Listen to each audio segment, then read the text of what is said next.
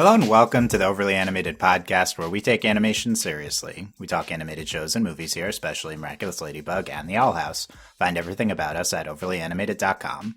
I'm your host, Dylan Hysen, and today I'm joined by Delaney Stovall. Hey, y'all. And Alex Bonilla.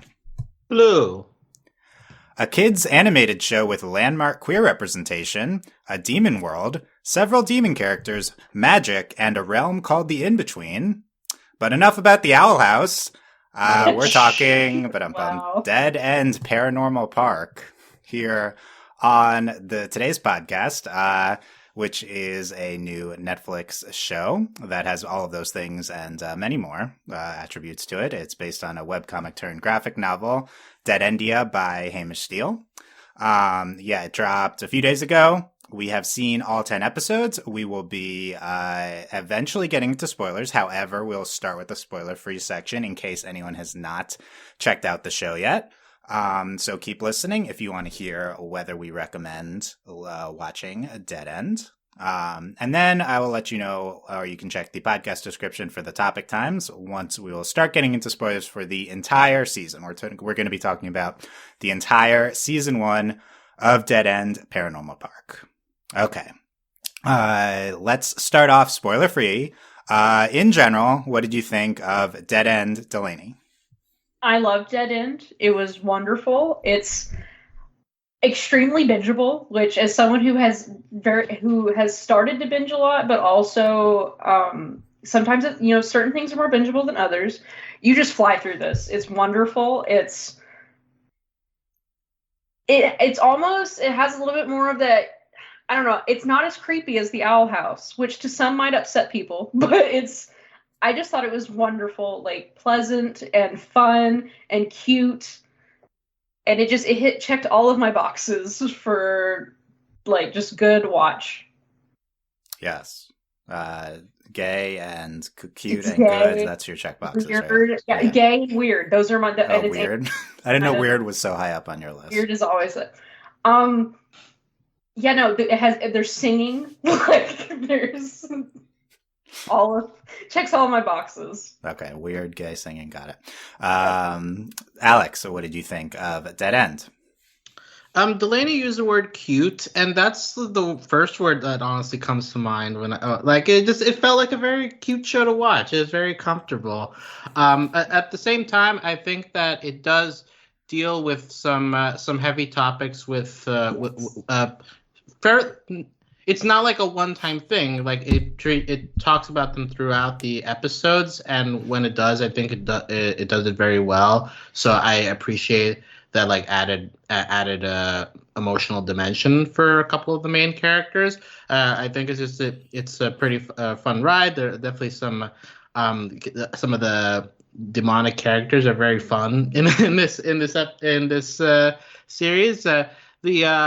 The mystery stuff definitely picks up near the end of the series, and I think forgot the mystery until you just. There's mystery. Completely forgot. Yeah, yeah. Like at the beginning, it's not that big of a deal, and you're just getting settled into the characters and their personalities and their struggles.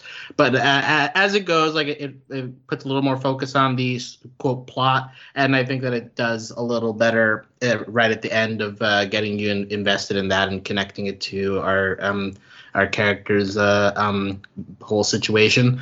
So yeah, I had a pretty good time with Dead End, and I'm happy that it was allowed to be given this kind of freedom. It's definitely a show that we're in spoiler free, but so I would say, like, if anybody is interested in watching it, I feel like the first 2 episodes alone give you a pretty good sense of what the tone of the rest of the show is going to be, and I think the second episode is honestly one of the strongest ones. So I would, if you are interested by what we're saying, but I would advise to at least get through episode 2 so you get a sense of what the strong points of the show are, in my opinion. And these are 22-minute episodes, so this isn't a really big commitment. And I do, talking about the mystery, and just to jump off what you said, was I think it's very engaging. Like, and I guess in generally the whole show, like, very engaging. Like, as soon as you start watching, like, I think it hooks you really fast and really early. So I think that's, for me, like the whole experience of watching is part of what makes it so great. Nice. Yeah, I agree. I really enjoyed Dead End. I think it's pretty phenomenal, the whole season. I think the first half, I agree that you can get a pretty good sense to episodes. First half, though, is maybe more character focused. And then it does shift gears, I feel like, in the second half and really dives into the mythology and plot and has some really unique episodes. I think second half of the season is absolutely phenomenal. The show has a trans boy main character, which we've never seen before. Ton of incredible trans representation and gay representation as well. That'll be a big draw to a lot of people. There is a musical episode, as referenced later in the season, that I think is one of the year's absolute best television episodes. So I think you gotta watch for that as well. But I actually really enjoyed the mythology of the show. I was really interested by the overall setup of what was going on, and I think it does pay off, which I'm always happy about if there's kind of some intriguing elements that turn into a greater thing by the end. All in one season with great characters. The animation is really incredible. Wasn't even necessarily expecting a show that was so gorgeous. What they do with the title cards is, something we talked about a lot was Kipo. Like, it was different. Oh, yeah. The animation in this show is stunning. Like, it's not just that it's like gorgeous, like just like the colors but like the title cards get me every time. Like, it's just so nice. You love title cards. I love title cards. We talk about title cards. Like, yeah. It's a ton of really good stuff. I'd basically recommend it to everyone. If you like the Owl House, it's not the same show as the Owl House, but I think there are enough similar elements that you should definitely check it out. I've been recommending it to people also who are fans of Gravity Falls. There is, it's definitely also, like, to me, I think following that weird monster mystery stuff going on. Yes, weird monster mystery, and I'm like, it's Gravity Falls, but it's gay, but there's, like, to me, that's really a lot of it, like the kind of monster of the week, kind of not to give anything away, but yeah, I think it starts monster of the week. It does, but there's that it's a much stronger mystery that I think ties everything together. And I think they do a good job of, you're not sure what the mystery is for a while because everything's the mystery. Yeah, nice. And a show also is very horror influenced. Despite I do agree kind of being very cute and nice. There's definitely a lot of horror themes. The opening sequence is the most horror-y of the show, and it's pretty great. And then there's kind of elements throughout as well. So yes, I think we'd all recommend Dead End. So if you've not checked it out, we are going 11 out of 10. 11 out of 10. That's a high grade. That's off the charts. Is. I've been watching a lot of stuff, a lot of movies, being caught up on old stuff, watching new stuff. I really enjoyed this, and I plan on picking up the books that they are based off of. Nice. Yes, so we'll be getting into spoilers now for all of season 1 of Dead End, 10 episodes. Here's the good part. Yes, so we can, I mean, they're definitely spoilers, but I don't know, are we going to instantly jump and talk about Twist? But anyway, it's 10 spoilers for all of season 1 of Dead End starting now. Please go back and watch and don't keep listening. You can come back and listen after you finish the season. So now that we are in spoiler territory, I think, a chance to talk about any aspects we couldn't talk about before. And also, I'm curious, like, what are your favorite aspects, a character episode, kind of any part of the show that really was something you connected to, Delaney? So I have connected to all of it, but for me, what I really appreciate about this show is the handling. Like, because for me, the spoiler would be kind of, how do they handle Barney being trans? And I think they do that's the part that I think is the, when I say this, it's going to sound really dismissive, but I really mean it. Like, when everything we say that shows should do, this show did. Like, we're not reliving Barney's trauma. The way they show things, the way they talk about things, we don't have to hear what Barney hears from his grandmother. We know it's bad. Everyone has been there, whether you're trans or not. You know what was said. You know the feeling of not being accepted. And I think the way they handle all of the characters and how everyone is just so nice. We don't even really we see his grandmother once, and she's like a demon. Like she's the ghost. She's the skull, whatever nonsense that Harmony's doing. Oh, in that episode, yeah. Yeah, and so that's part of I think part of what I really love about the show is and all the way through. Like we take that whole thread with the family all the way through. Nice. Yeah, we're gonna crafted with care. Definitely, and the creators trends as well of the show and a lot of the crew. We're gonna that's gonna be our first topic to dive into. So in very soon we'll talk more about all of the trans representation in the show. Alex, what are some of the other favorite aspects of Dead End? Aside from the Barney stuff, which I agree is a strong point. I mean, especially seeing Barney interact with his family throughout the like mom, dad, brother, and the whole like juggling of relationships in the wake of something like that, and how complicated that feels, especially as like as someone who is not comfortable in their own home, So I think that is balanced really well throughout the show, and is a big piece of what helped me to connect with it as well. But in addition to Barney, I think that the relationship between Barney and Norma is it needs to be strong for this to work, and I think it is. Like seeing them gradually grow close together, and Norma also figuring her stuff out too throughout the season, like slowly getting more comfortable in this environment as well. I also, I mean, we talked a little bit about it in the spoiler free, but the second half of the season, they're willing to experiment a little bit more with the format, like episode 8 that they're going through like all TV styles. I always appreciate anything where you jump into different shows. And then 9, their homage to musicals of all kinds in there. So I like them. I like them going all out for some style shifts at the back end. And Courtney's fun too. I actually had a really good time with Courtney. Like yes. it's always impressive to me when you got your sort of annoying villain character at the beginning slowly turn into someone you sympathize with and want to root for, and then they have their change of heart like that. I think it's always a good time to see that, and Courtney's a fun one to root for in this show too. So all in all, I think there's just a lot of characters that I was able to connect to really well over the course of the show, and that made it very rewarding to get to the end of the season and see where everybody ends up. Oh, and they didn't kill the dog. Oh my God, this finale they also teased. Was that in question? No. I'm just so I'm watching it. I'm stressed, right? And I'm not going to kill the dog. Like, they can't kill him. Like, I love Pugsley so much.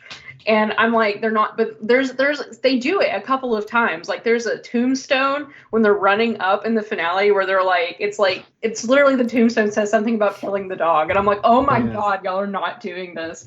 And so I was like, they can't do it. And so I was just glad they really didn't kill the dog. Now, question, would you have felt as bad if Pugsley stayed alive but did lose his ability to speak? Would you feel bad about that? Yes, absolutely. Would that be the same as him dying? Well, this is a Kipo question again. Yeah, this is a Kipo question. Is this okay to say? I've already traumatized one of my friends. Yes, I would still feel bad. That show ruined my life. So yes, it's just as bad. Yeah, I think that's killing him if you take his sentience away after. Yeah. I was worried about that. I was like, are we gonna revert back Pugsley back and that would be a weird thing to think about. I almost thought, for a little bit, I thought that was going to be a plot line. Granted, I loved how they spun it. They did it where it was oh, well, you sound just like Grandma.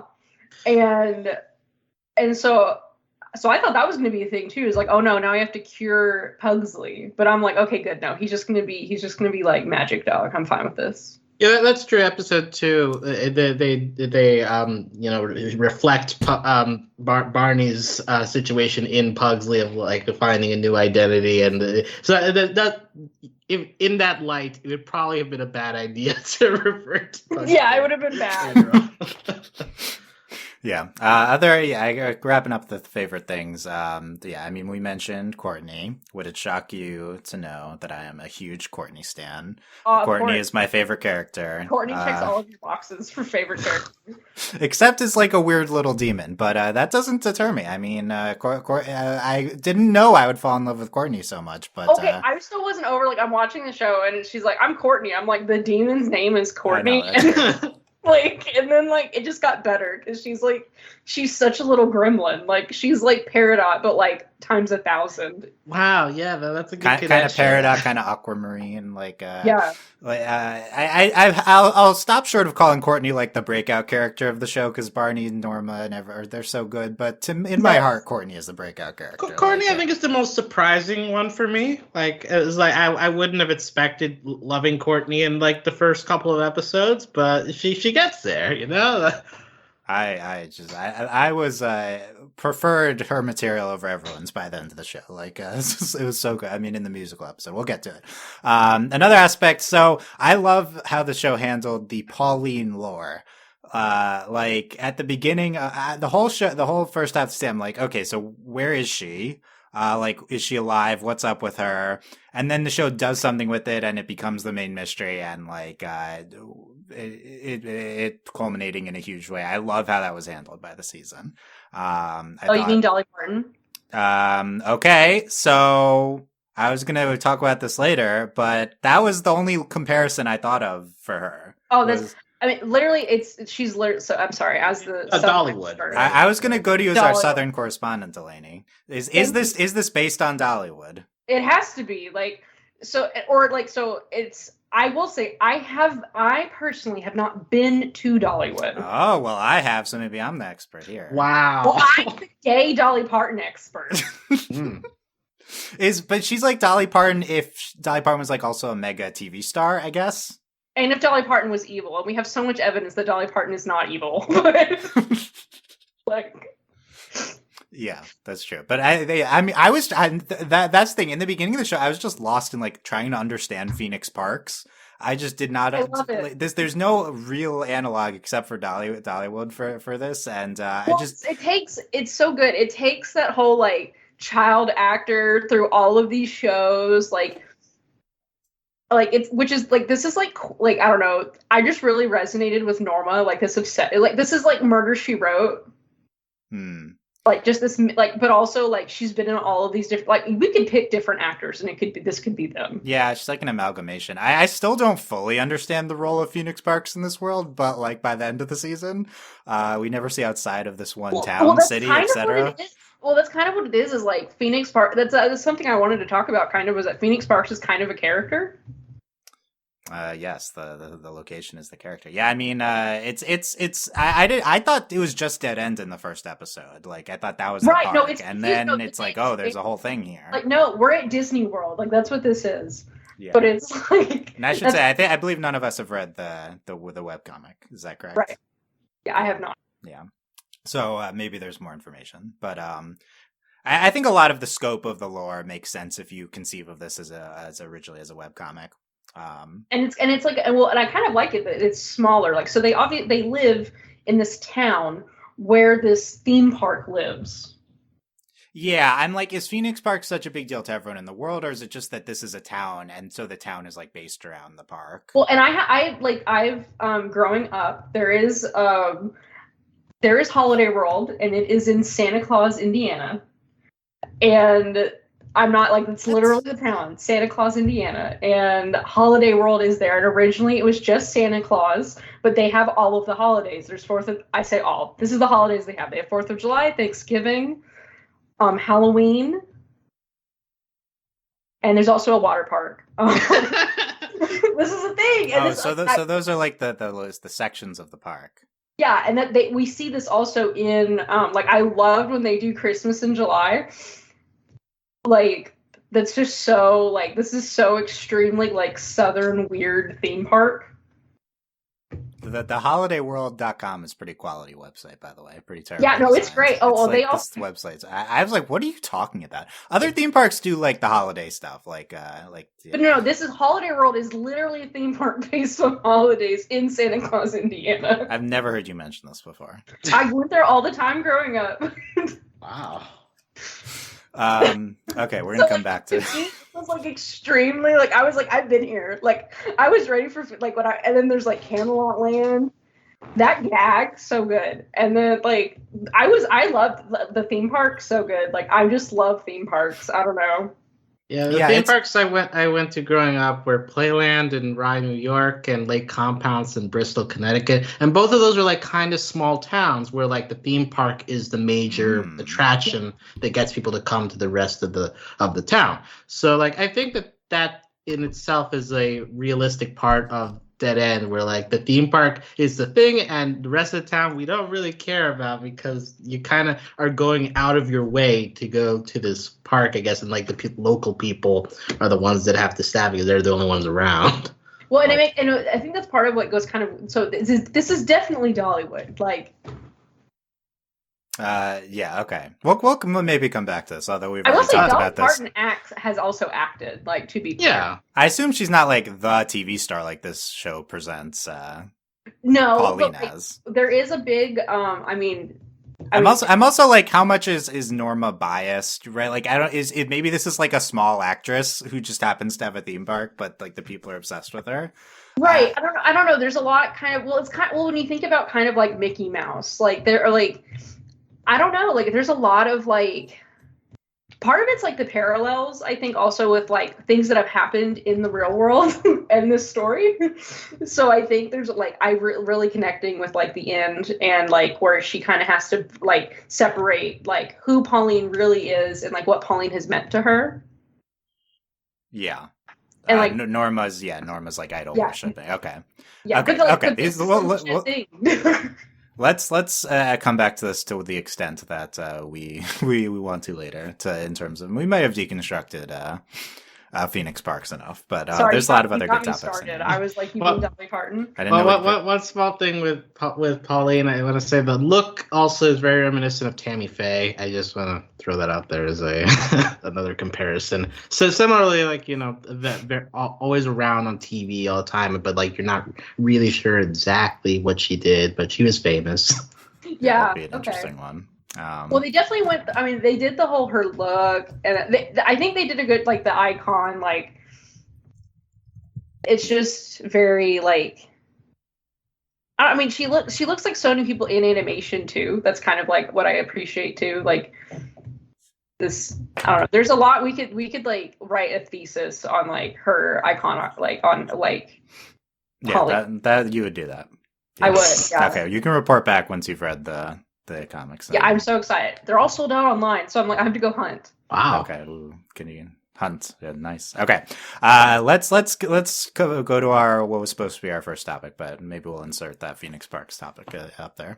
Diving more into the transgender representation in Dead End. Barney being the first kind of like, he's like the main character, that is certainly like the first, like literally the main character who's trans that we've seen in any show that I'm aware of at least, for kids animation. So kind of like revolutionary trans rep, which is like one of the most underrepresented groups in our field of generally focused like on kids animation, generally animation in general. We've made a lot of strides, which we've talked about in the Owl House podcast in terms of, like female and male romance representation, right? But like a lot of other aspects of LGBTQIA plus, etc., right? Like are lagging behind in representation. Specifically, trans characters we've really not seen many of, and the show not only has a trans main character, but has like character arcs surrounding him and his identity throughout the season, which I think you guys have given a good introduction to already. I agree, are like really, really well handled. So I guess that's the first thing I want to talk about in terms of this is like the aspect of it's just extremely consistently presented throughout the season, right? Like, Barney and his family, Barney finding his place in the park. I thought these themes were really well interwoven throughout the season. Yes. And I don't know, it's just hard to put into words, I think, like how important and how. Yeah, and especially right now when queer people, particularly trans people, are under attack by Republicans and conservatives. I believe Dead End was specifically cited as a show along with like She-Ra a couple of days before release by one of those politicians, which is insane to think we were at that point. Yeah, and I'm wondering if there will be more of that for shows like Dead End and The Owl House. But yeah, I mean, important now more than ever, and always important.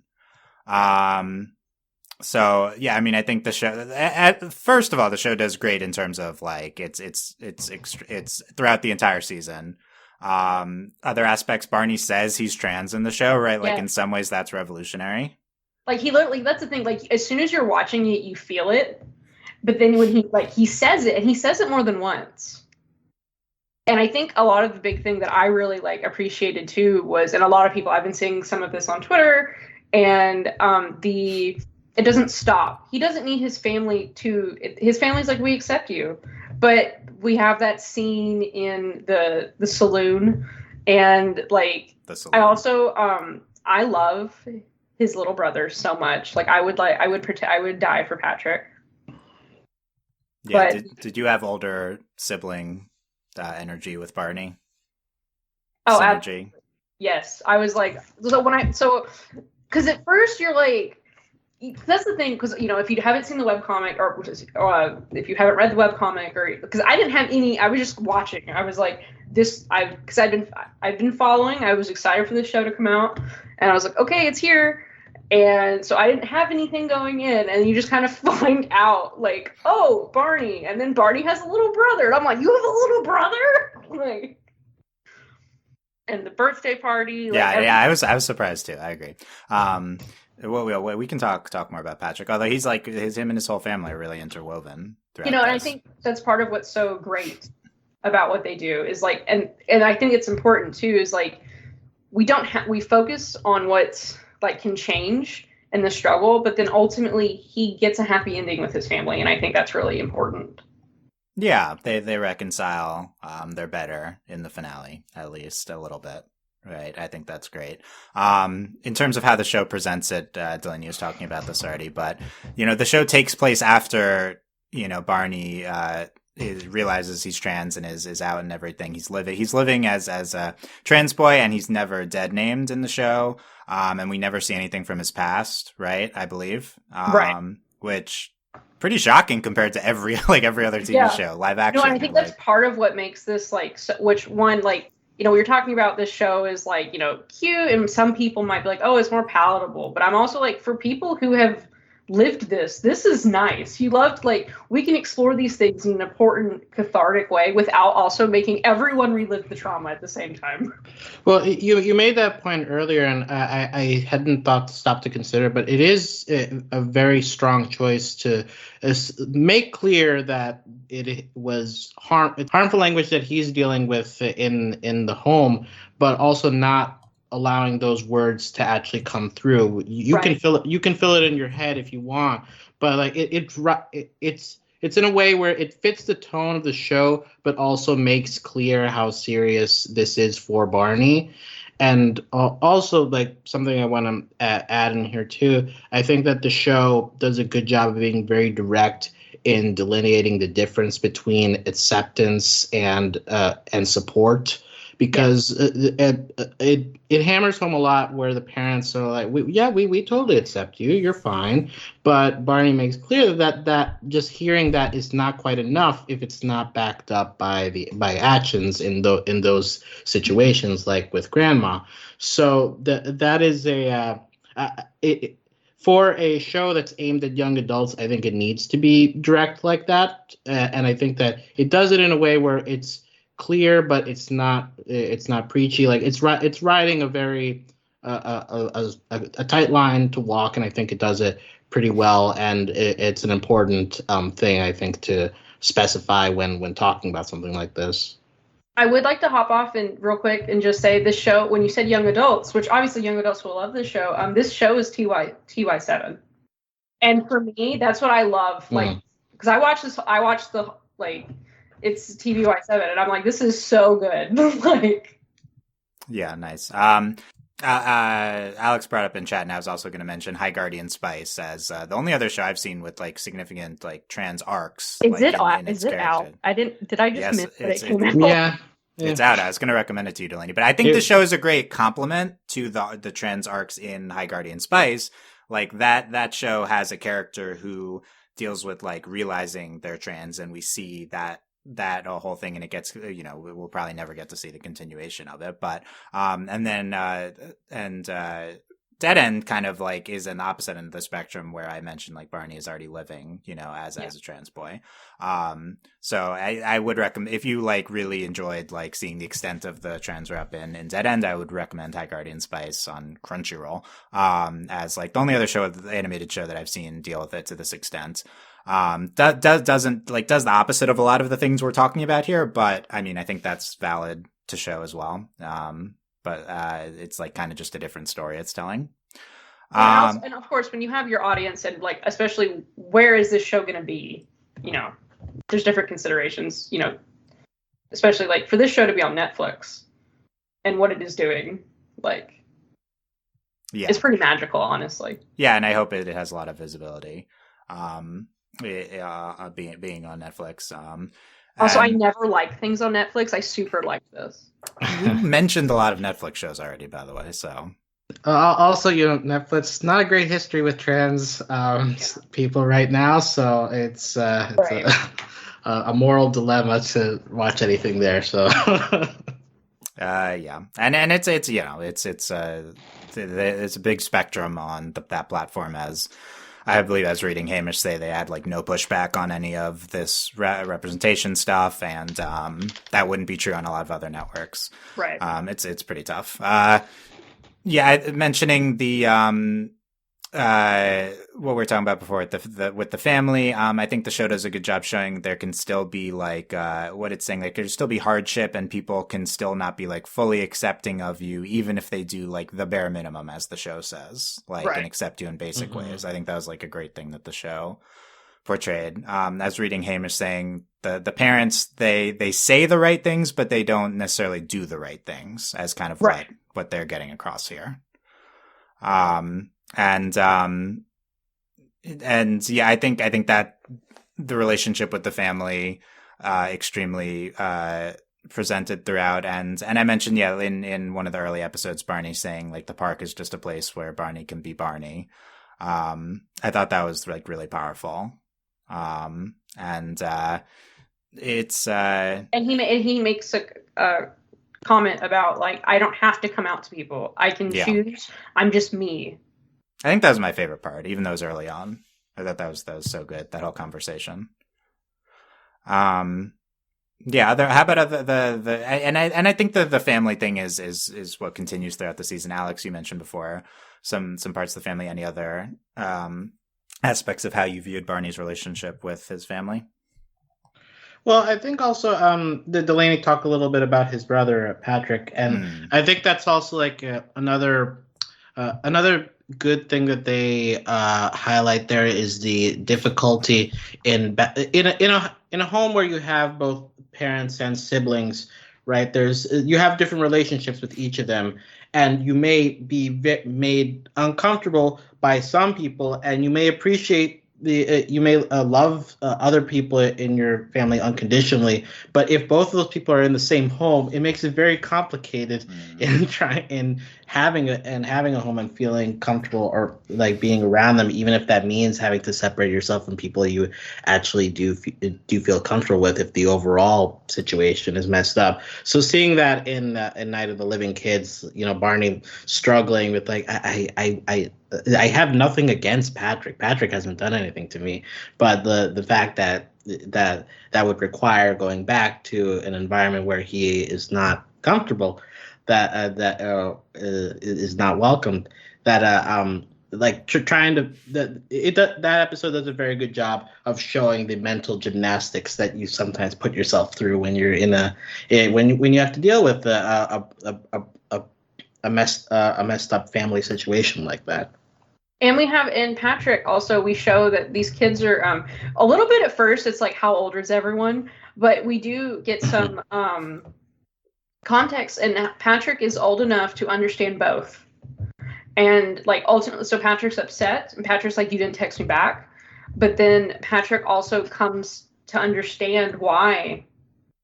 And he ends up being a force of trying to help, and he's not super effective because he's like 10, but he does he ends up, I think, being a really powerful ally. And it's also funny because in a lot of shows like this, you would be like, no one else is going to know that the dog can talk, and then it's just immediately Patrick, I live in the theme park, and the dog thank goodness we didn't have a subplot of it was that one episode, right, episode 2, where it's sort of hiding it, but after that it's like, no, we give up. Let's and it's great, and I think that's part of what's so good about I think that's part of we can have these important conversations, these and that is something that I love so much about the show is the character episodes.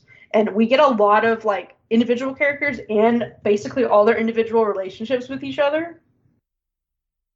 Yeah, I think the character work is really strong.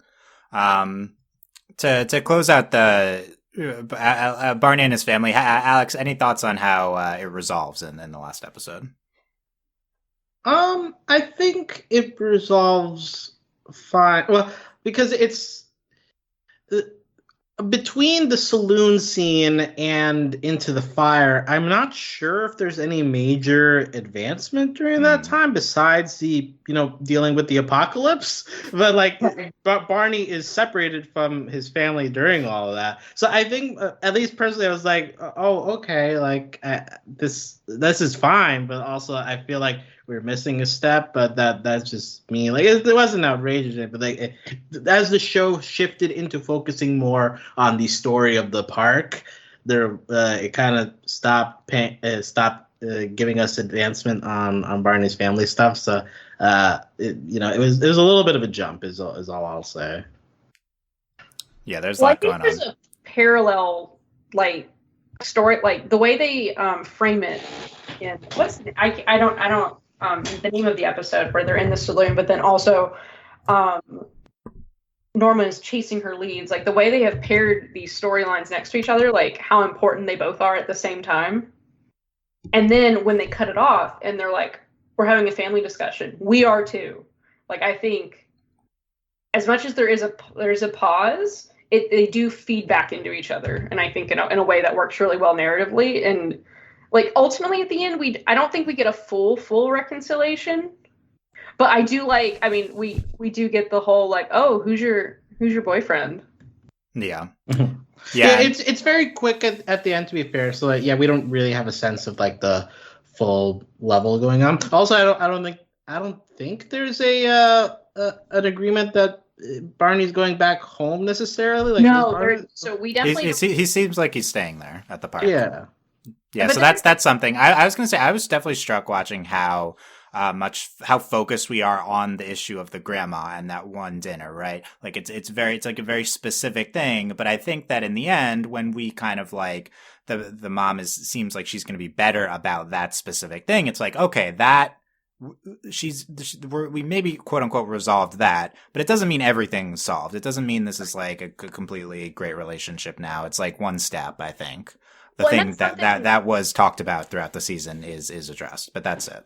Well, I think that's ultimately the way to go with something like this. When we're talking about something that is takes so many forms and is in our society and is in our laws and all of these things, I think it was a really good idea to pinpoint on something that everyone can relate to, but then also we I don't know, the way they focused on it, I thought it was something you could resolve, but then leave Barney's not going home, and we do get the very important admission from his mom that she was wrong. Yeah. And I like that he's staying there. And of course we could see a season 2, so I think it leaves it open for the possibility of it continuing. Yeah, no, at the end I was like, okay, season 2 has to come like right now.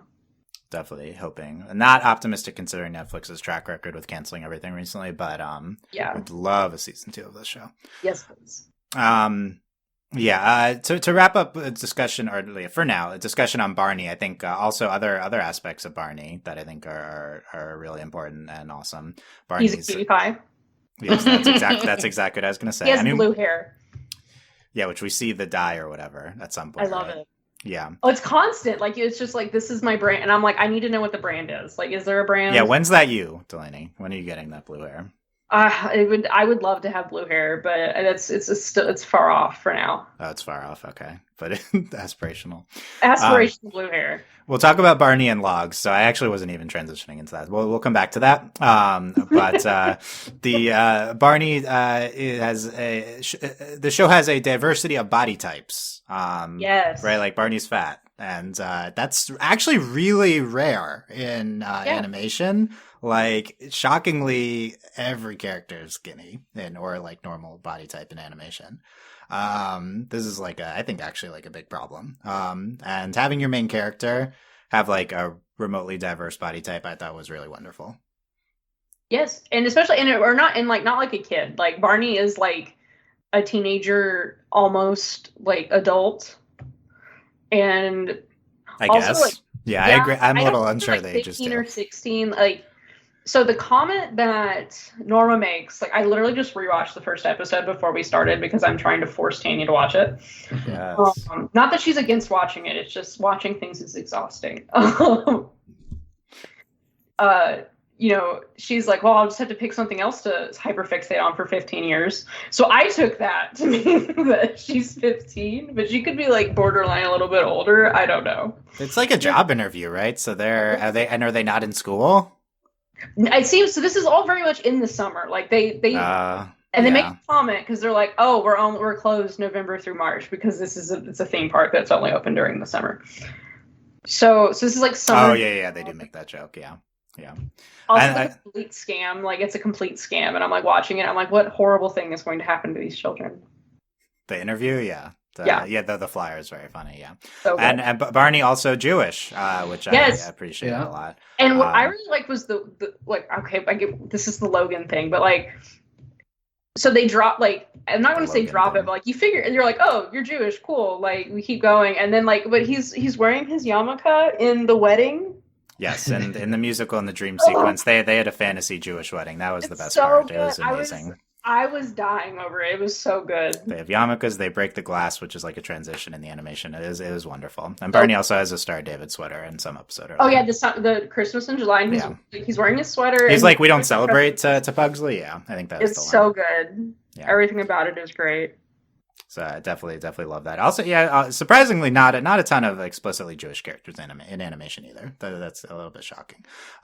So much representation with Barney, and we'll get to him being gay as well. And also, all of the characters in this show, like, they just pumped like representation into this show, and it's like good. I'll say, despite all these like, oh, Barney is this and this, Barney's like very normal. Like, Barney's like a very like in many ways a typical main character. So I don't think it's like, oh, we're checking boxes. Like, this is like a person. This is like a real normal person. Also, he's like a himbo, but like, he is a himbo. Yeah, he's such a himbo. Like, really, not dumb, but not like the smartest person. I don't know. He's kind of dumb. Let's talk about Norma. How about we haven't talked too much. I love Norma. Yeah, what do you think about Norma, Delaney? I am Norma. I'm also Barney, but I think they do like Norma is just so much like they take. I like to think they kind of introduce Norma as like this very like stereotypical like, oh, like she's the smart character, but then it turns into like just all of our characters have special interests, and I love them. Yeah, but Norma, we mentioned with Pauline, right, and the parks. That's kind her of entire everything. And I think like we were talking about Night of the Living Kids. Like she's like finally an intelligent conversation. Oh, I loved her bonding with the kid. I think that was the first time I like really loved. I guess the episode before as well. Loved Norma. Well, I really I don't know. There's just little things with Norma. Also, she's funny. Like a lot of times she's funny. Like it's not like supposed to be funny, but she's hilarious. Yeah, and I feel like, I mean, not not qualified to talk about. But I feel like the show probably seemed like it towed a good line with that. Yes. With how that was presented. We'll say Norma is explicitly intended to be autistic. It's not said in the show. I will say I'm watching it and I'm like, I relate to this a lot. And once you like, when they tell you that outside of the show, you're like, I understand, that makes sense. But also, I'm also not qualified, but I'm a little bit more qualified for reasons I can't disclose. But I think they do a really good job. And it's also something you can't, like, I think it's a good thing they don't, like, say it, or, like, it's something that's really impactful for me was the Harmony episode, which when you watch with subtitles, they do such a good job because it's harmony. And then it's like, no, it's harmony. Yeah. So good. They did great. There's a lot of wordplay in this show, and I'm so glad the subtitles don't give it away, because that's a big issue I have with a lot of shows. When she's talking about, like, I'm scared of the real world. Yeah. So that was like, go ahead. And you go into her mindscape, and like everything is all distorted. Like they're all many shows use animation to show like what it's like in those moments of anxiety where like you begin to disassociate or lose your sense of reality. And I think of the show that sequence there, and I think it pops back up later in the season too. But like that strategy of showing what it's like from Norma's point of view, I think is very effective there, especially. Yes, not only is it gorgeous and extremely different than anything you will see in the rest of the show, and also in general, like anything at all, it was they did a real like, just again, it's not, I'm afraid of the real world, and you're right, they touch on this multiple times, and it's not just anxiety, like there's a lot of things. And if you go back and watch also the beginning, they make it's kind, you could say it's a joke, but she's bad with names and she's bad with faces. That is very much a thing. Yeah, I think we have a lot of shows where there's like fandom headcanoning of characters as autistic, right? It's like very common if you're on the internet, and that's Paradox previously mentioned. Yeah, it was Paradox. I don't remember what the explicit intent of Paradox was. I don't know either, but headcanons, there was a lot of that. Yeah. And it's wonderful when people headcanon characters. I think with the difference with a character like Norma, I got the explicit intent from the show. Like, I feel like it's a different presentation. Like, this is a show that was like trying to portray that character. I thought it was very well handled. Alex, any Norma thoughts? I just think that Norma's directness leads to a lot of humorous situation. Like they play it well whenever she is commenting on what's going on around her. So I just had a good time with that. And like, in general, her slowly coming to have a friendship with Barney, and then later with some of the other crew members, especially Badia. Like that all feels very nice to see it progress over the course of the season. It feels especially when you get a sense of the internal situation she deals with whenever she's around other people. It feels very rewarding to see that happen. Yeah, I loved toward the end of the season, Norma investigating Pauline and everything there. But it's also really shined. There's another thing I really appreciate. They don't do anything like, we have to fix Norma, we have to do this. And especially at the end, when we're tricking Pauline, we use a spell. And it's not about like, we don't, a lot of times with characters like this, and we don't have to do any of that. And at the end, Norma is still, what do we want to say? When I say prickly, I don't actually mean prickly, but she's still her, and we don't have to go through this whole, Norma made friends because she's different now. Yeah, I think. One thing it's interesting in hindsight is that the resolution of episode 3, while Barney and Norma's the other people around are trying to calm her down, the resolution of the plot is that her fear is so strong, it explodes the demon. Like, it's not really an overcoming fear kind of story there. Right. It's where it's like this happened, and it ended the story, but it's not like your fear went away or anything. Right. And that feels a little more natural to how life goes sometimes. Yeah, well, that's the message that I really like took away from that episode was Norma is so strong. And especially in that very much and thing a lot of people can relate to, that she's afraid of the real world. And this made up fake fear, she's like, I'd live with this every day. You can't, like, I'm overwhelmed all the time. Yeah. And it's a very powerful message. Yeah, I did really like that. We mentioned Badya, Norma's friend throughout the show. We can talk about the other characters now. Badya, more minor character along with Logan. Hijabi, which is another very underrepresented type of character shown. Real wonderful to see another hijabi character. But she's in charge, and she like shows up, and she's just always trying to be like, "Hey, let's hang out." And Norma is just such. Yeah, it's like a forced friendship at first. It's so good. I was going to ask, the big question is, are we shipping Norma and Badya? 1,000% they held hands in the finale. I was already shipping. There's a blush at the end, right? Yeah, no, they're like, like it's happening. Like I was shipping it, like she. Were you shipping it? What's your walk us through, Delaney, your experience with Norma Badya? I'm curious. I mean, like she very, very much. Well, in the beach episode, she's like, she comes and sits down and they talk, and then like it's just it started then. Like it's just what you have to do. Like they're gonna be friends, and then now. Were you reading romance right away with them? Yes, because already Barney and Norma were just gonna be like biffles forever. So I was just.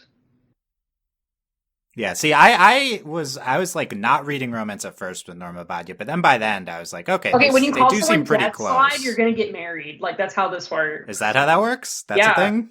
No, I love that. No, when she was like, I love the nicknames. I was like, yep, this is happening.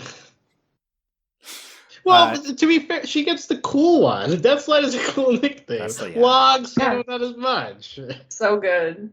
Yeah, is he Logs because why is that Logan? That's just short for Logan, right? Okay, see, I couldn't figure that out either. I couldn't figure that out. He doesn't work on like the log plume. He doesn't? Does he? I don't know. Does he? I don't know.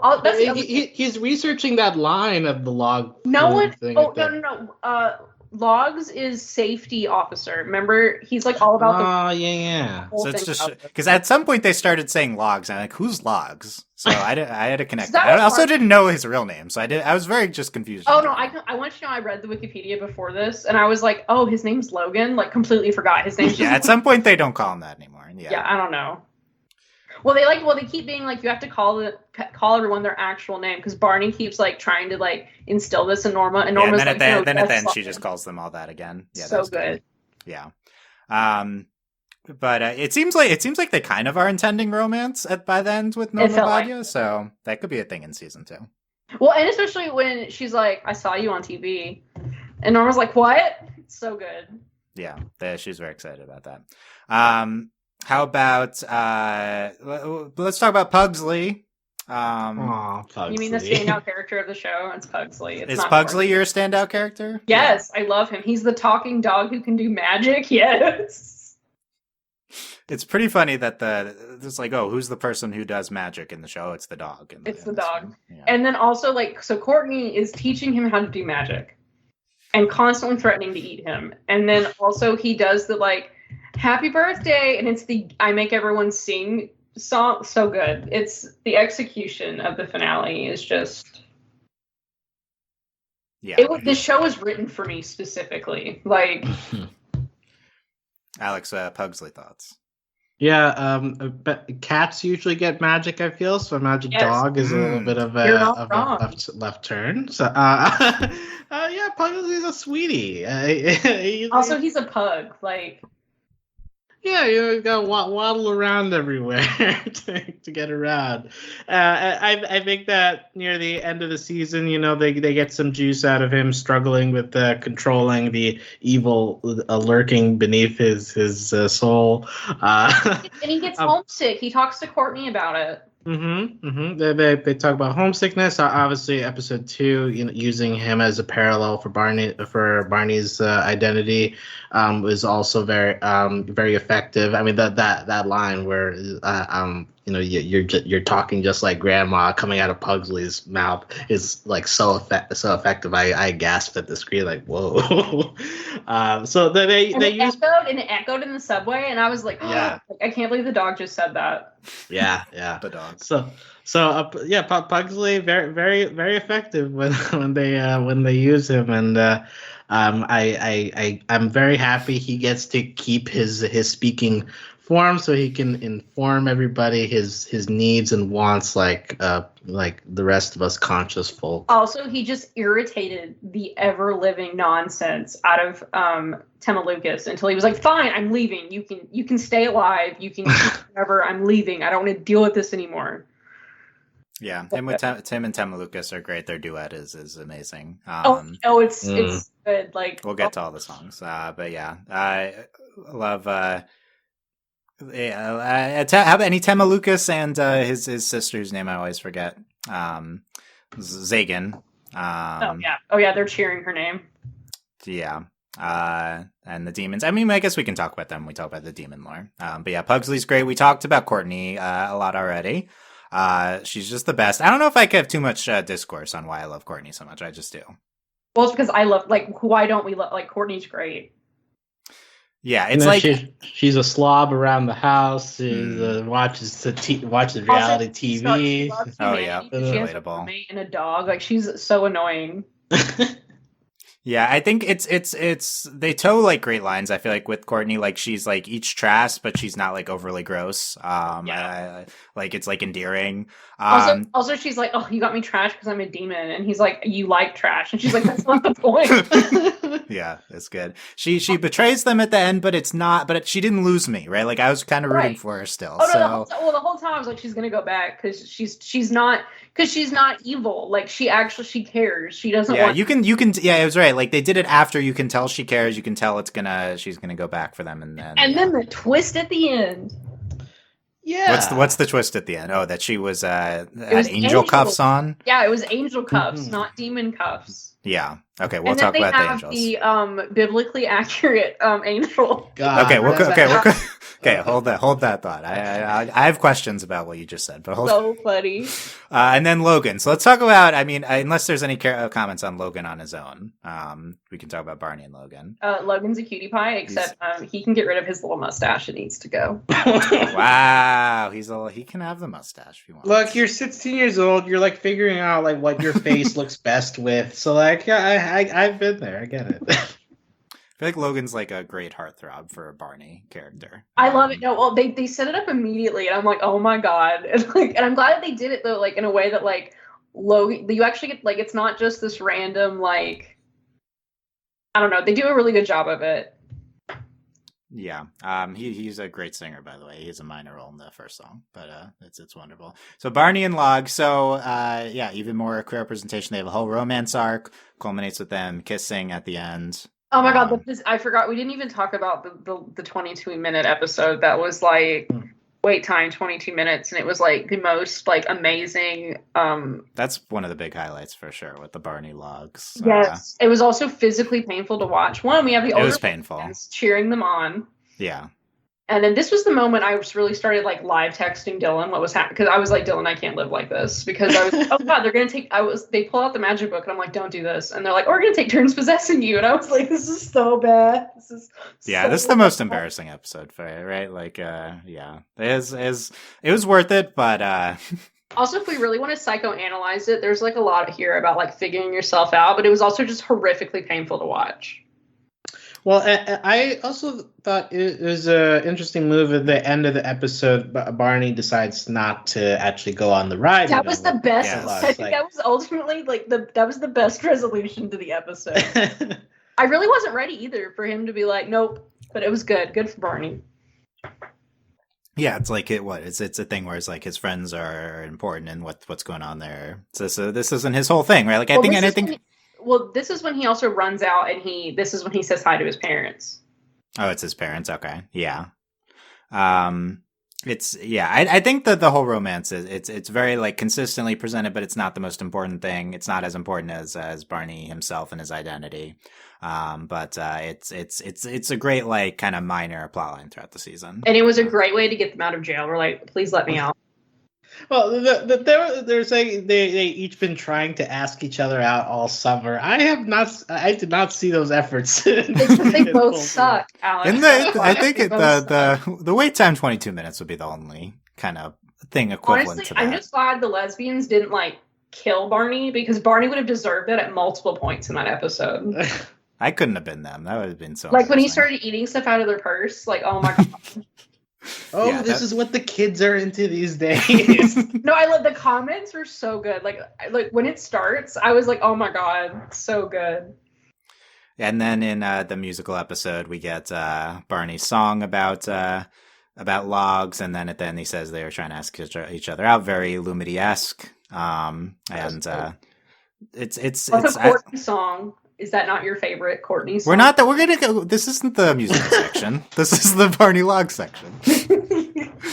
Don't spoil my takes without even knowing them. We're just really itching to talk about the musical episode. I mean, it's a lot of restraint because it's the best. But exactly. And the Barney song is great about him, and then I love the way he asks him out, and he's like, at the end, and then they're just like, yeah, and it's quick and it's good, and then they can say it's why are all our ships not this painless? I feel like I agree. No, I would like to describe this show also as painless, which I think is like so good. We just talked about episode 6, which was a lot of pain. We have one episode of pain, other than like 4 seasons of Starco, right? Like this is much better, much preferable. Also, it was secondhand embarrassment, but like when you get to the end, like they handle it well. Also, it was a good usage of figuring out about the in between, because I was like, I was there before them, or I was like, okay, where's Barney? Like all of you have been in Barney. Where's Barney? Yeah, I did really like how that worked with in between and how they tied it to where the Pauline impersonator was. That I think that's the first moment where like the show elevated for me. Not just it was always amazing character-wise. I think that's the first episode where like the mystery begins like becoming more of a compelling force for the show. Yeah, it's like not only is the show amazing character-wise and is a cool and has a cool lore and everything, it's like actively doing cool stuff with mythology and plot. I was like, okay, wow. Also, it's so pretty. Why is it so pretty? The in-between or the whole show? The whole show, but also like the in-between, like the heart ride, it's just... I mean, that was the Owl House episode. There's an in-between, and they go on a romantic ride, or almost do. They almost do it to culminate them, but then they subvert it, and they don't do. Okay. The dead end was missing a hootie. Also, he went with Norma. That's like the best part. Who's the hootie of this show? Is it Courtney? Is it the weird little worm thing that pops out? It's the weird little worm thing. Also, he has a name, but I can't remember what it is. Yeah, I wrote it down. Because he's the correspondent. That was really funny when they actually named the worm at the Gord, the Earth correspondent. And then like Hawks' Castle was also like so good. That's good. Any other Barney Logs thoughts? They're just cute, and we wish them happily ever after. Yes, agree. And if we got season 2, we'd see them dating. Oh my god. Also, I love that, like, because, like, I'm sure this would, like, actually happen, but, like, because I like to think it's because Barney doesn't know that much. He's just like, oh my god, he's so cute, but, like, he's wearing shorts. Like, he has Logs wearing shorts in, like, the wedding montage for, like, no reason. Oh, he's wearing shorts in the He's wearing. I will say, as someone who did get married in shorts, like it's a choice. Like do it. Your ultimate representation. Wow. I wore blue shorts. Yes. No one else has been represented. No one has ever this way. Yeah, never. Okay. That's great. Okay. Any other characters? I mean, okay. Well, we talked about. Okay, let's go through there. We talked about Phoenix Park, so we don't need to do a whole segment. Here's what I'll say about we could talk about Pauline lore, right? Like her being the ghost. And then like that. All the other Paulines. Yeah, it's okay. So there's the impersonator in the beginning. It's like, where's she? But then I'm like, where's actual Pauline? And then she's cutting the ribbon. I'm like, oh, I'm pointing at the TV. Oh, it's her. She's there. Wow. But then then it's like, I mean, it is, but it's like she's possessing people. Yeah. And it ties into her. This is how she's like staying relevant and young, and like, wow. I love how all of this is, and I love Ghost Pauline. I thought that was also good. Well, it's not even relevant and young. She's dead. She straight up died. Yeah. Well, look, are you really dead if you are consistently possessing people and everyone thinks you're alive? Right. No, that was the thing. No, and that was the funny thing that I really like. Like when they said life insurance commercial, I was like, she died. And then I will say I really enjoyed they used the line, like, did Barney just straight up die? Yeah, that was great. And then they were like, is this what the lifeline's for? And I was like, oh, because I was like, Barney can't be dead. We're in the middle of the season. Obviously. So yeah. Yeah. I love everything. Here's my one thing. I love how almost all of the lore with Pauline and everything was handled. Here's my big question / complaint. Right. In episode 8, we get a line, I believe, I haven't rewatched, I believe we say Pauline installed the demon elevator in Dead End. Who do you think installed it? I feel like she says that. What's up with Pauline in the demon world? What's going on here? Right. So later on, that they instilled doubt when Barney and Norma confront Courtney. They're like, do you actually believe that she can do that if she's asking you to do all this magic stuff? So she can't go down or anything, I guess, or whatever. Yeah. Yeah, like I think that they're throwing out there that it's very possible that was also a bluff, that like she could not operate the elevator. Okay, if so, look, fine. If so, the big thing, first of all, I mean, I'm very much like a lore. When is the twist? So I was like, when is real Pauline going to come into play? And that was like super satisfying. Check, nailed that. The next thing that I wanted was, when are we connecting the Pauline stuff to the demon stuff? What is the connection? Mm-hmm. Those are the two big lore aspects of the show. And it's like, and then they said Pauline installed everything. It's like, whoa! And then that's it. So is this season 2? Is it just that there happens to be the elevator in the park, or is there something more here? So I think there's like one, like I would definitely say it's season 2, but like, so that definitely brings in some questions. But so she's green, like yes. Lucas is. And so at first, when we see a piece is missing, I'm like, oh, it's just all in the dog. And then I was like, oh no, it's Pauline and the dog. And then it's like, no, Tim and Lucas went back, but we still have Pauline. So this is obvious. I don't know. It's kind of like, another thing that I really enjoyed is like Earth is the neutral realm. But yeah, I didn't think that was funny phrasing. Yeah. So and it's funny that, like Pauline gets upended by the other thread, and then she's like, oh yeah, I guess she's on our side now. And then so it's like, so there's obviously another demon at play. Well, we have a whole demon royal family, but then that was only one plane. They were on planes 5 or 7. Yeah, we can bring in the demon world lore as well. We see, and so that's the thing. I think like, aka hell. I don't know if is it technically hell, the underworld. It's definitely implied to be, but how many realms? They said something, right? Like unlike the Owl House's demon world, which is not hell. It's just a separate alternate realm, right? This is because there's angels, so this is like there's an actual like kind of like biblical contrast going on. This is based more on, I would say, like actual concepts of yeah, it's confusing because so many shows can have demons without it being like specific Christian demon lore stuff. And I think that's why the mention of angels is like such a turn, because at this point you're kind of used to having demons in animated shows. Like, it's just kind of a thing that a lot of shows do lately, but angels is the thing that they avoid. So I was very intrigued by that, and then when you actually get a look at it, one is like, whoa, okay. Yeah, I was shocked by it. So Delaney, what's up with the angel? What was your analysis here? So one, it's it looks like a little spaceship, which, as someone who grew up watching Ancient Aliens, this is like, there's a lot of depictions of angels, and we talk about whatever cultures or whatever. So this is like, and I've been watching a lot of Marvel stuff. This whole like, they're like, oh, this is the little secret angel honing drone, and there's a lot of descriptions of them looking like how it looked. So that's why I'm just explaining my biblically accurate. Oh, so this is how some people actually interpret angels to look. Yes, this is actually how this is interpreted. This angels. Weird, whatever. I don't even know how you did, but the angel yoinks Pauline. Did it at the end? Yeah. Did I miss that? Oh, yeah, I didn't. It's very fast. I just rewatched it. I'm pretty sure the angel yoinks the Pauline ghost. And I know it's a little unclear if Pauline was disappearing but no, I'm pretty sure the angel just took Pauline. Because I just remember him being like, I think this is the people we've been looking for, and they need to have an interview with the guy upstairs. Which also they could just go up like one floor, because every time they go down. But this is like, yeah, that's true. Is the elevator go up? Yeah, it's an elevator. So that's the thing too. Is we see all the buttons. And I will say this is part of me looking at when I was just on Hamish Steele's website like earlier today, because I was trying to find these books. It's 13 realms.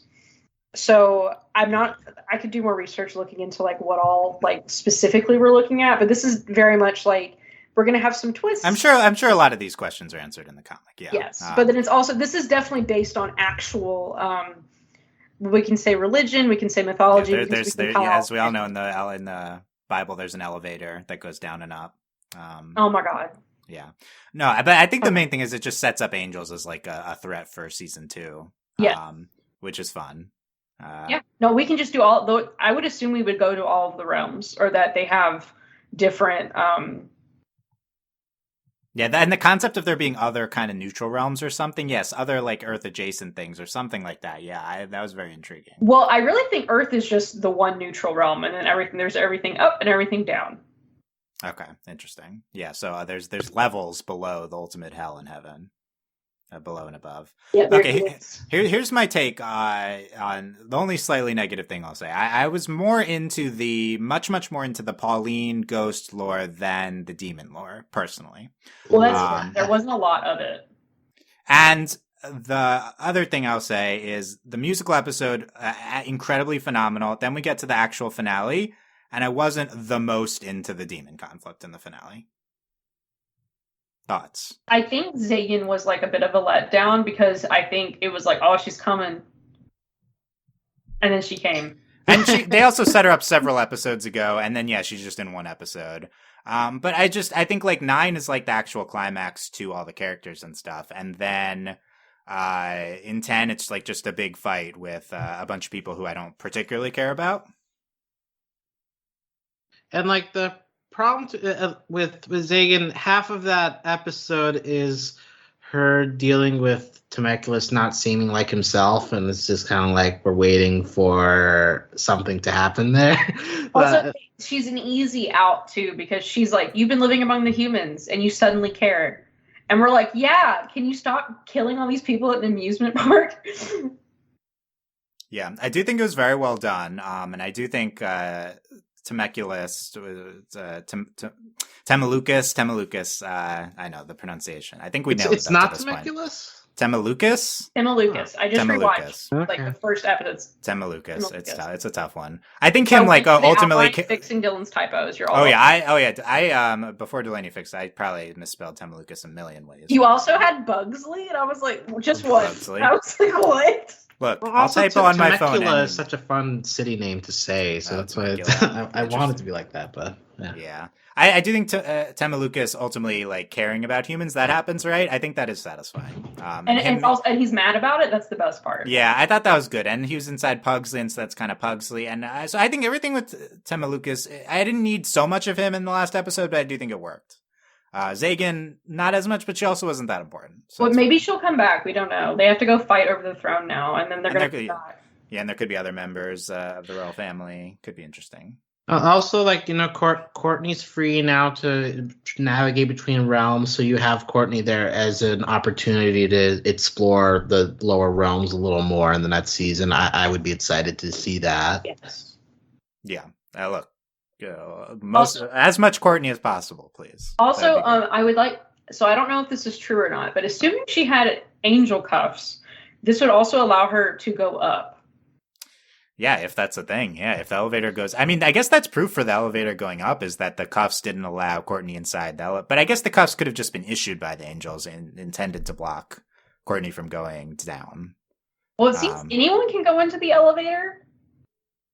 Yeah, if the humans go in, can they just go in? Is that a thing? So I will say... Oh, yeah, they did. They did go in. Yeah, they just went in. I will say Pugsley realized he could open the elevator.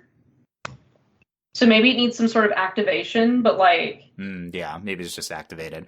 The other thing I'll say about the lore, I thought it was very funny that the setup of the show is like episode 1, like the devil is freed, and then we deal with it and we trap the devil, and then the rest of the show is like that the aftermath. It's like that was like such a huge event in retrospect. Yeah. So I think it's a very funny setup for the show. But it does feel very comic-y.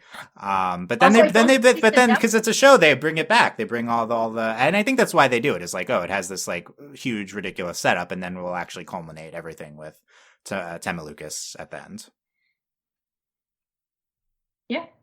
Yeah. Also, Zagan's way scarier than he's been trapped in a dog. Like, right. also, using his powers the whole season. It's fine. It's very funny that you can just trap someone who's possessed by taking a photo. It's like pretty simple. They like have to go through hoops to take away people's phones. Whenever that comes up. But not that hard. Let's talk about the musical episode. Yay! The best part.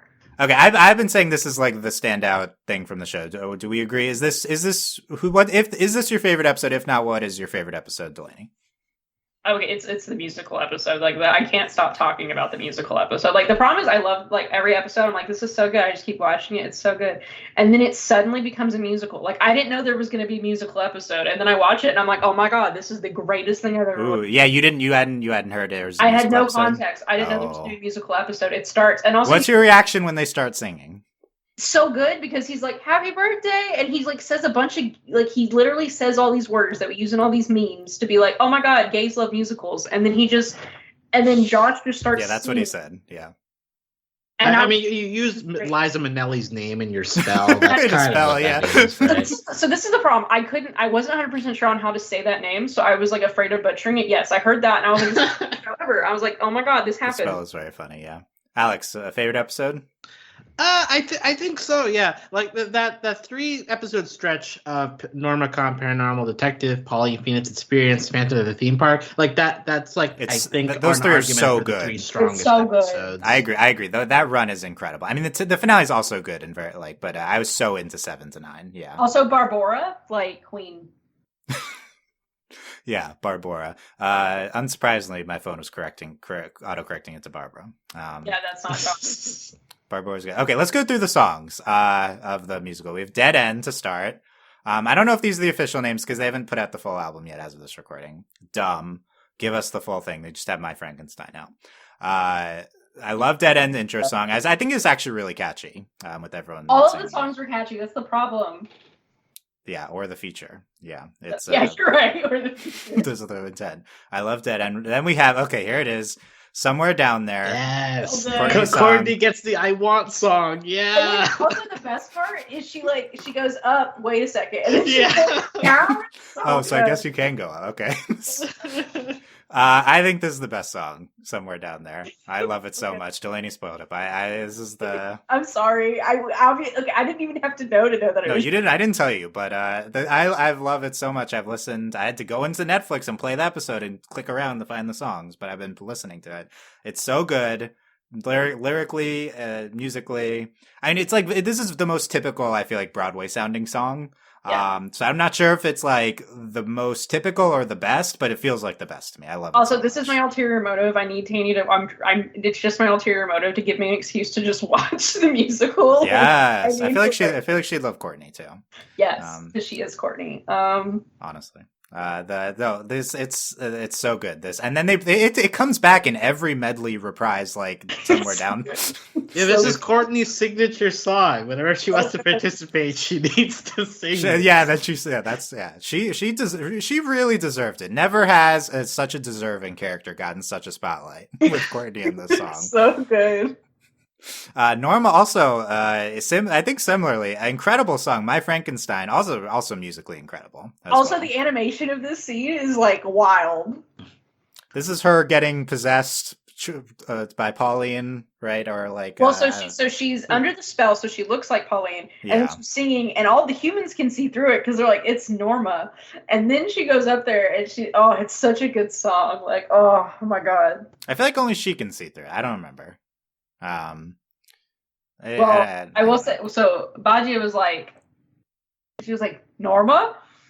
Oh, yeah. How did she know? Okay, I gotta rewatch it. I'm paying attention to the music when I'm playing them again. I gotta pay attention to what's going on. All the smoke machines. Well, then she like breaks everything because she's so good. Mm. This one's really good. We have Phantom of the Theme Park. Oh, Phantom of the Theme Park is really good. It makes really me good. very happy that they included the classic Phantom of the Opera organs in there. They had to. You need to get that in to do a proper homage to that. So So props for making sure that was included. Phantom of the Theme Park, so good. It's really good. There's a reprise as well. Okay, we could and then Ghost Pauline has a mini reprise of Phantom of the Theme Park, which is also incredible. We have Just Some Guy, which is Barney singing about logs and the fake wedding, so good. And the fake wedding, yeah. So this is a great song, and also the animation is so good. It's really hard, like, so I need these on Spotify or something so I can listen to them, but, like, watching it is a full experience. Like, it's so good. Yeah, I agree. That adds a lot, the animation in the episode. Then we have the Pugsley Tamalukas duet, probably put me in the driver's seat. So good. I think this is my, behind Somewhere Down There, this is my second favorite really good. Of the numbers. It's just very, very energetic. Gives off Friend Like Me from Aladdin vibes. It does. That's exactly when it started, I was like, that's what this is. It's really good. Supposedly they put this in last minute in the episode. Wow. Great. They did a great job. That feels the Pugsley is voiced by a guy from Broadway. That feels like a no. The story was like I think Hamish wrote all the songs, then they cast the show, and then they cast that guy, and then they're like, we need to give him a song. Yeah. Yeah. Oh, okay, that makes a lot more sense. Yeah, you get him. He's like the Beetlejuice guy, right? So it's like we gotta give him something. It's really good. Yeah, he's both of them, right? Pugsley and yeah. He's both. It's pretty phenomenal. And then we have so we have Temmie, Temecula's Zagan. They have a reunion song that goes into Somewhere Down There reprise. And then we have Barney and Norma singing Dead Ends reprise and then Somewhere Down There also there, and then the last song. And then it ends. Oh my gosh. This episode's so good. It takes animated musical episodes to like a next like, and this feels blasphemous to say, but it really does. It takes this whole thing like to like next level. I think this is the best singular song episode that we've ever seen. Yes. Like that we've like there's some like full musical shows like Central Park that are amazing, and obviously Centaur World, amazing. This is maybe blasphemous compared to saying in Steven Universe, but I think this is because there's so many in there, and this is one episode. That's how I felt, but this one episode, I'm like, oh my god, this is Steven Universe like walked so we could have this. Like, okay, I guess I will say the musical episode being one of the climax episodes, particularly like our main character's emotional climax episode, that felt so bold to me because I knew there was a musical episode coming to the show. They announced it, and I was like, okay, when is it? Oh, it's the second to last episode. Wow. Yeah. Like that was I think that's like one of the boldest things about it is that it ends up being in such a pivotal place in the show, and that only adds to the how well it works because these aren't just like these like Monster of the Week songs. These are very vital songs to the show in terms of what they're about for each character. I think that's such a key component of why this episode ends up being so phenomenal. And which is why the songs are so good because everyone was like, I have to die in this song. I have to put my soul into this song. And they did. Some actual souls floating around. Well, there were a lot of them.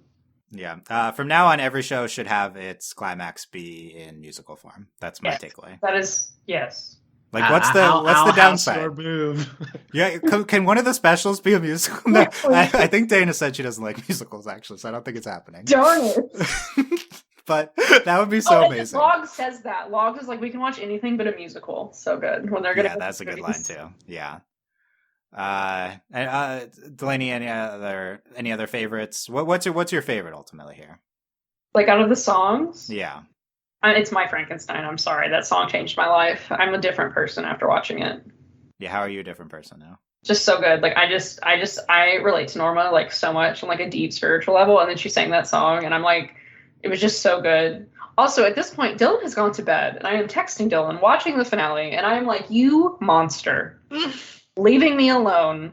Yeah, you expected me to stay up till like 1 a.m. for you to live text the you didn't. So I started it at a reasonable time, and I'm like, oh my god, you didn't have to finish it in one night. So Delaney, you watched this like really in one go, like one night. Yes, I literally I watched it all. Wow. I lived the experience that is the show, and then I had to I get to the end. I'm home alone. It's me and the dog and the cat. And I'm watching, and Dylan's like, I'm going to bed. And I'm like, I hate you. I did text Dylan that I was like, I hate you. And then I watch it, and I'm like, and I have to sleep after this. Yeah, did you sleep? No. It's hilarious. I think I went to bed at like 3 or 4. It's fine. It's not important. Are you like imagining your dog singing now? I didn't. I was a little afraid that I was going to have like some. I'm glad Amber can't talk. Let me tell you. I don't even know what she would say. Alex, any other favorites or parts of the song to highlight? I mentioned my favorites somewhere down there, and put me in the driver's seat, I think, are the highlights of this. And in terms of musical episodes, I think Mr. Greg from Steven Universe remains top dog. But that's also one where like character development is intertwined with the songs that they're performing. I think Mr. Greg, my heart hurts now. Thanks, Alex. But you're right. You are welcome. Craig of the Creek has a musical episode. That's great too. Creek, that's also a pretty good one too. But I think a key making these musical episodes work is when obviously they're connected to the story, but also it's very clear what they're referencing or what they're homaging to. Like it's a nice added heat. Like, oh, okay, I recognize this stuff from that classic musical, So like it was a nice hit of dopamine every time a new song started coming. I'm like, this feels good. Also, it was like all of gay culture was like injected into this episode. Yeah, flaming hot take. This is even better than Mr. Greg.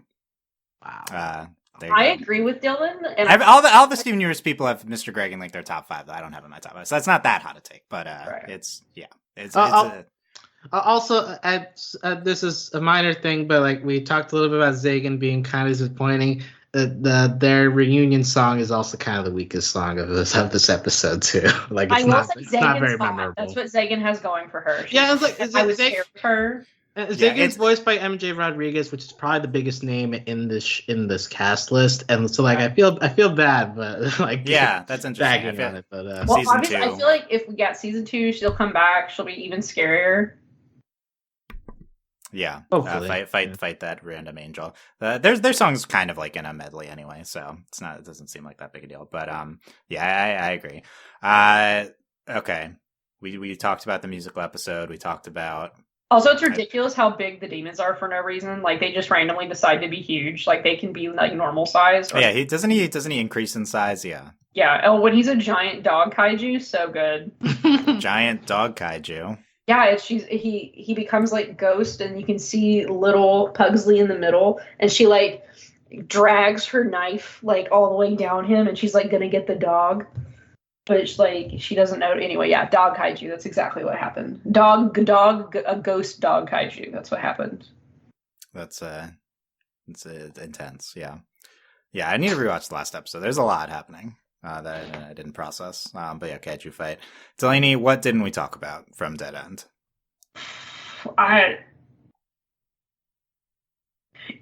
like they live in a haunted house, and like it wasn't even that. Like I was like, Dead End is like. It's like this, like, and we get the payoff, like with when we talk, like Alex was talking about the episode where we go through basically all of Pauline's discography. But it's I don't know. I think we could have spent a little bit more time like in the house itself. Yeah, it was satisfying to see the original. It's more of a rundown, abandoned house than it is a haunted house. Yeah. Well, when you watch the first episode, you're like, oh, it's haunted, and it's also it's like a. So that is a question, I guess, when we talk about the theme park. Was the entire theme park just built around this house where they filmed the show, or is the house a replica?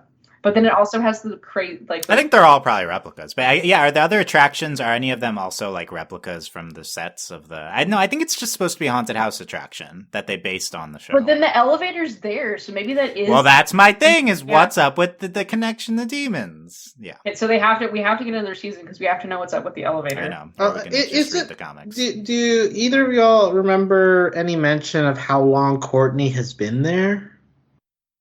So she's been banished for like hundreds of years. Yeah, and they might have said a year specifically in the house. I'm not sure. Yeah. She was So as I understand it, it was a year because she was there when Jennifer Swan disappeared. At least then, yeah, but probably for longer. So she's been on the neutral plane for forever, but we don't know how long. Yeah, I'm not sure if it was specifically there. Oh God, are there more elevators like all over the world? You would assume. Who knows? Yeah. How else are you going to get an army up to Earth? You need a bunch of elevators. Seems like they can just waltz into the demon realm though, in the game show episode. Yeah, well, they do. They just listen. They're like, "Oh, go to floor 7," and they're like, "Okay," and then Hux just like picks them up. Oh yeah. The whole thing was fun. Oh, that was great. Also, they would figure out the riddles, but then they also would like. We're not supposed to. So good. Yeah, Alex. Anything else we didn't talk about?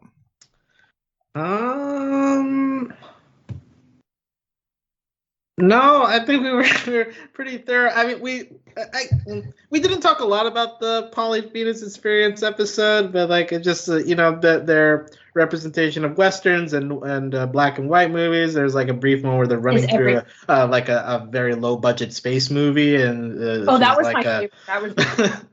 So it's also like a Land Before Time reference, like a really terrible like 80s like dinosaur movie that was good too. Yeah. There's a lot of classic film tropes there referencing in that episode that are pretty fun, and tying it in with like Norma, struggling with her vision of what Pauline was, tying that together all felt very nice. The image of static appearing throughout the episode.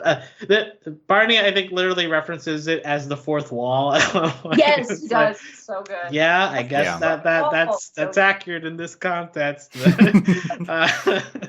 And it culminates in like seeing Pauline get replaced. So that was just like a very eventful episode and a very creative episode, and it gets a little overshadowed because it's right before the musical episode. But I still think that one is also worthy of some praise too, that I don't think we've given it yet. No, it like so much happens. And it's also a legitimately like not only like gorgeously animated and like narrative structure, it's also like with as much serious stuff that's happening, it's a hilarious episode. Yeah. Like also you have the device of like everyone like is initially like playing into the roles, and some of them play it longer than others. Like Courtney is just like playing into it for a while. Also, Norma the whole time. That's the best part. Yeah, different animation styles, really, really great for the different shows. I think it's the second best episode. I agree. It's really phenomenal.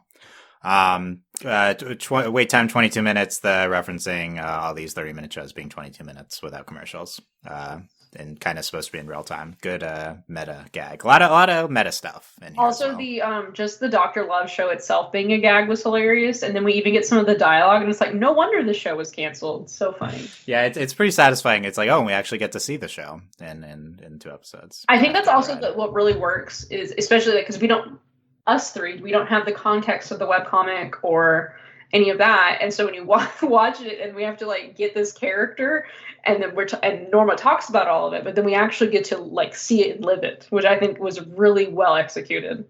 Yeah, and they do a really good job of doing it like over the season, but then also like in this episode, like. Yeah. Last thoughts. I hope there's a season. I really do hope there's a season 2 because I really like this gang, and most of all, I would like to see them talk to God. I think we're it's like just the introduction of angels into this like really threw a wrench in my expectations for like where this show is going. I really wasn't ready for it to be angels. Like they were like it's angel like, and then Zagin just says it so offhanded like, oh, those are angels. Yeah. And like you get the look of the angel, and it's like, whoa, this is like kind of freaky. I would love to see what this universe's interpretation of the upper realm is like. I don't. We don't get much, like weird views of heaven in animation. So I would like to see it, and I would like to see Barney and Norma deal with that too. And Pugsley, like, has Pugsley ever even thought of God in his life? Who's to say? Well, and then there's a lot of comments too. Well, and a lot of the singing of like, there's kind of a lot of like, oh, we never thought like if we didn't survive, or like we never thought like. So I think there's a lot of like subtext, and I'm just like, I want to know, like, where are we going? Yeah, so like the squabbles between the demons, maybe not that compelling, but I am very interested to see what they have planned for interactions between demons and angels and what's going on there. Also, the poor people of this park. Yeah, well, angels terrorize them next. Also, I really enjoyed that Pauline was like, I can't have all these people die at my park, I guess. I guess.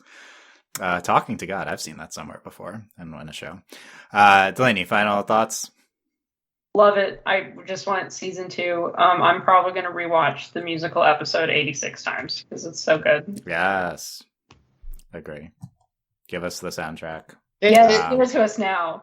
I'm wondering, I think we all agree the musical is the best episode, would it make sense to we're way past spoiler free, but would it make sense to recommend someone watch that episode first? I mean, if that's the only way to get them to watch the show, I guess so, right? Like, I think it builds on the character arcs from before. It really does. But it's better to just watch that and then try to convince them the whole thing than not watch it all. Yeah, that's true. Yeah, I don't think any of the spoilers are like such spoilers for the show that it would ruin it. Yeah, well, I think it depends on who you're talking to and their definition of spoilers. Yeah. Yeah, I mean, there's Ghost Pauline, so I mean that's kind of brutal. But I feel like the show the whole time you're like, she's dead. Like you're like you just like.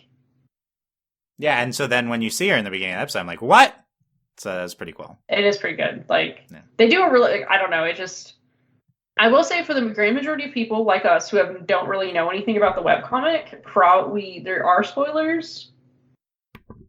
Yeah, but I mean, I agree that it's such a good episode that you kind of, it's like worth Also, I definitely want the on books because if we are getting a season 2, it's going to take forever. So I need to know everything that happens. That's what I have a ulterior motive for getting the book. Are you one of those people who looks for the manga before waiting for the anime?